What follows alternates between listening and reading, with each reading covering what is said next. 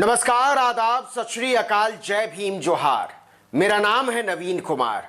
इन तस्वीरों पर पत्रकारिता की टांग तोड़ने वाले सारे बांगड़ बिल्ले बौखला उठे हैं। कह रहे हैं कि अकरम गोस्वामी के साथ बहुत बुरा हुआ, बहुत बुरा हुआ, बहुत बुरा हुआ। कमाल की बात यह है कि देश की इतनी ताकतवर सरकार ताल ठोक कर एक जघन्य अपराध के बदतमीज आरोपी के पक्ष में खड़ी हो गई है, जो किसी भी सूरत में कानून के रास्ते पर चलने को राजी नहीं है। पूरी बीजेपी ने लाइन ले ली है, गृह मंत्री अमित शाह से लेकर सूचना मंत्री प्रकाश जावड़ेकर, कपड़ा मंत्री स्मृति ईरानी से लेकर कानून मंत्री रविशंकर प्रसाद तक, कि हां, हम हैं कानून तोड़ने के आरोपी के साथ। एडिटर्स गिल्ड ने चिट्ठी लिख दी कि हाय, पत्रकारिता का सुहाग लुट गया।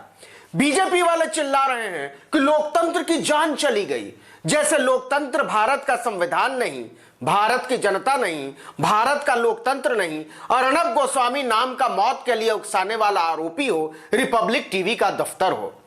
दरअसल बीजेपी वाले अर्नब के लिए छाती पीटने वाले पत्रकारिता के बांगड़ बिल्ले और मोदी जी के सिपाही अर्नब गोस्वामी के पक्ष में नहीं है। वो एक अकेली औरत के खिलाफ हैं, उसके साथ इंसाफ की उम्मीद के खिलाफ हैं, क्योंकि उस औरत का कहना है कि अर्नब गोस्वामी ने उसके पति को इतना सताया, इतना सताया, इतना सताया कि उसने अपनी मां के साथ जान दे दी। वो कह रही है कि अर्नब गोस्वामी मेरे पति का 5.5 करोड़ रुपया डकार कर बैठा हुआ है। वो कह रही है कि रिपब्लिक टीवी का चमकता हुआ स्टूडियो उसके पति और उसकी मां के खून से रंगा हुआ है। इंटीरियर डिजाइनर अन्वय नाइक की पत्नी अक्षता ने जो सवाल उठाए हैं, उसका जवाब देने से अर्नब गोस्वामी भाग रहा है और बीजेपी उसका साथ देकर साबित कर रही है कि उसका कानून से भागना ठीक है। सबसे पहले अक्षता नाइक को सुनिए। जो सुसाइड नोट छोड़ी हुई थी उसमें लिखा हुआ था कि मेरे मृत्यु को अर्नब गोस्वामी कारणीभूत है, और ये सच है। अब सुशांत सिंह को जान देने के लिए, उकसाने के लिए आंदोलन चलाने वालों को काट मार गया है। वो कह रहे हैं कि सुशांत सिंह के आरोपियों की जांच तो होनी चाहिए, भले रिया चक्रवर्ती को जबरदस्ती फिजूल में जेल में डालना पड़े, लेकिन पत्रकारिता के पाप के पापा अकरम गोस्वामी को उसी आरोप में छूना भी मत, नहीं तो हम फसाद कर देंगे और हमको इसकी छूट होनी चाहिए। गोल्ड स्टैंडर्ड जर्नलिज्म के अब्बा हुजूर से लेकर देश चलाने वाले हाकिम तक उस औरत के इंसाफ के रास्ते में दीवार बनकर खड़े हो गए हैं। एक औरत की इंसाफ की उम्मीद को कुचल देने वाले ये लोग कौन हैं? उनकी नीयत को समझिए, उन चेहरों को पहचानिए। मारा गया है, मुझे मारा गया है, मुझे मारा है। तो क्या टीवी पत्रकारिता गुंडों, मवालियों और उसके समर्थकों की शरण स्थली बन चुकी है? क्या कोई लुच्चा लफंगा एंकर की सीट पर बैठकर महात्मा बुद्ध हो जाता है?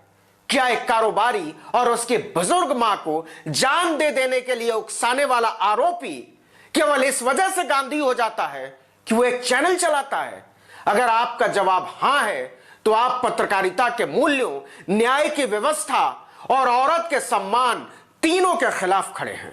जिस प्रकार से पत्रकारिता पर अटैक हो रहा है, वह प्रजातंत्र के मूल विषयों के बारे में प्रश्न खड़ा करता है। सवाल है, आखिर अकरम गोस्वामी के मुट्ठी में बीजेपी की कौन सी कमजोर नस फंसी हुई है कि वो एक औरत के न्याय के खिलाफ खड़ी हो गई है, उसके आंसुओं के खिलाफ खड़ी हो गई है। इतना ही नहीं, उसके दर्द के खिलाफ खड़ी हो गई है।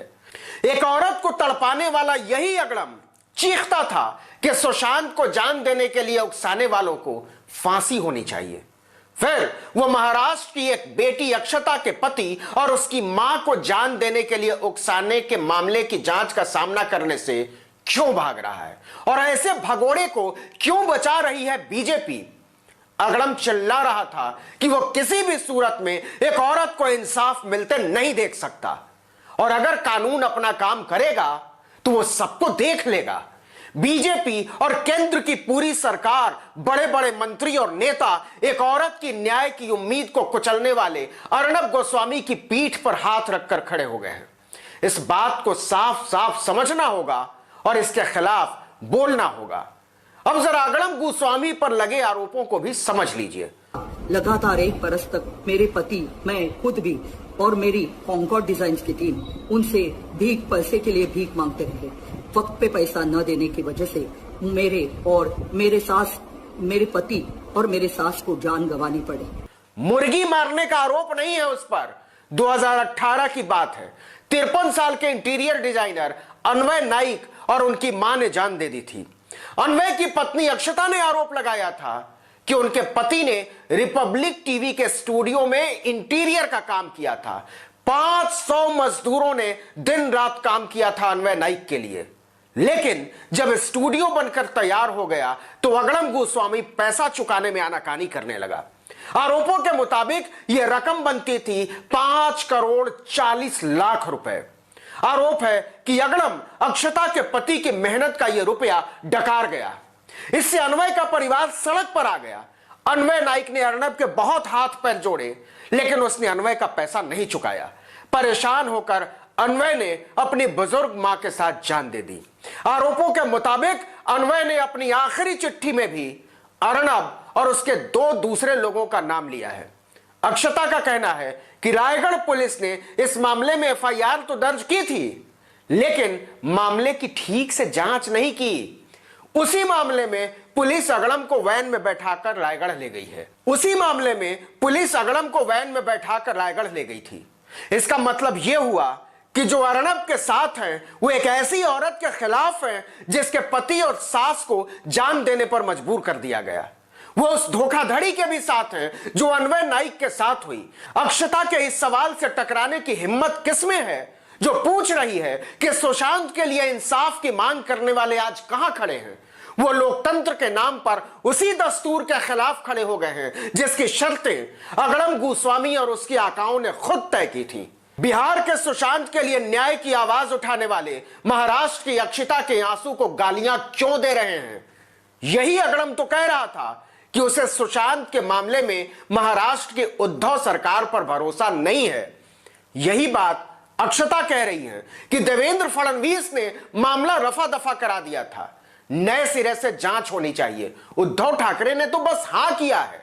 और सबसे बड़ी बात, अगड़म पर लगे आपराधिक आरोप पत्रकारिता के साथ जबरदस्ती कैसे हो गई? अगर सचमुच में अन्वय नाइक और उनकी मां को जान देने के लिए उकसाने का अपराध अगड़म गोस्वामी के खिलाफ साबित हो जाता है तो क्या केंद्र की सरकार, बीजेपी के बड़े बड़े नेता और मंत्री और पत्रकारिता के बांगड़ बिल्ले माफी मांगेंगे? जरा सोच कर देखिएगा। इस वीडियो में इतना ही, लेकिन अगर आपने अब तक आर्टिकल 19 इंडिया को सब्सक्राइब नहीं किया तो फौरन कर लीजिए। बेल आइकॉन दबाइए, घंटी जैसी आकृति, लाइक कीजिए, कमेंट कीजिए और अपने दोस्तों, परिचितों, रिश्तेदारों, समूहों में हमारे व्हाट्सएप लिंक को शेयर कीजिए, साझा कीजिए। और हां, फेसबुक पर हमारे पेज आर्टिकल 19 को लाइक करना मत भूलिएगा। नमस्कार।